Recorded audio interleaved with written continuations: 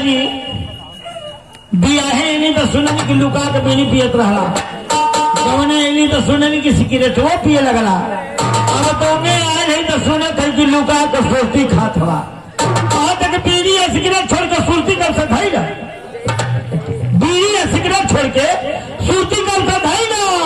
अब कुकुर मुंह बना के पीती छूका सब नशा से बाउर हमारा सुरती लागे पिया आ कलम तो गलवा दी हलस तो की कैंसर के मारता कलश की हमके राह बताओ बारू भैलू कब से ज्ञानी, हमके राह बताओ बारू भैलू कब से ज्ञानी। अरे सुरती के खैले बहुत पुरुष ज्ञानी, सुरती से फुर्ती मिलेला, ज्ञान बढ़े चौगुना, होश बढ़ेला, जोश बढ़ेला, जम मिलेला। मेरुआ कलश की मशहूर साड़ी पीब हो जाई, लोगवा देख घिनाई, केतनो दांत सफाई करबा मुंह भक भक बसाई। सुरती के जब पित घोटाई सारी पेट के अंतरी जियल मुश्किल होई राजा जहिया कैंसर।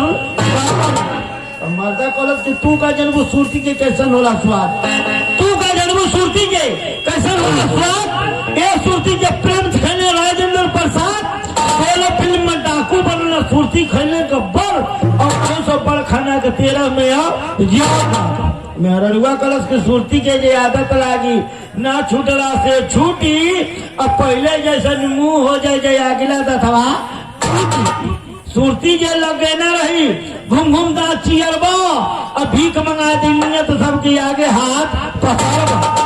माता कलश के तू का जन्म सुरती में सब पे 90 मूर्ति, जितना महंगा घी बिकल उतना महंगा सुरती। सुरती खाना डॉक्टर मास्टर और चीफ मिनिस्टर पुलिस थानेदार वकील और जज बलिस्टर। मेरुआ कलश के एक जाने कथा सुने गए ना सुरती खा के अब पित भाई जब मुंह में लगना हर हर ताके कुछ न लौकत रहे उनका पित धुके के सुरता पर आई खोकी थूक देना बाबा जी की कुर्ता पर।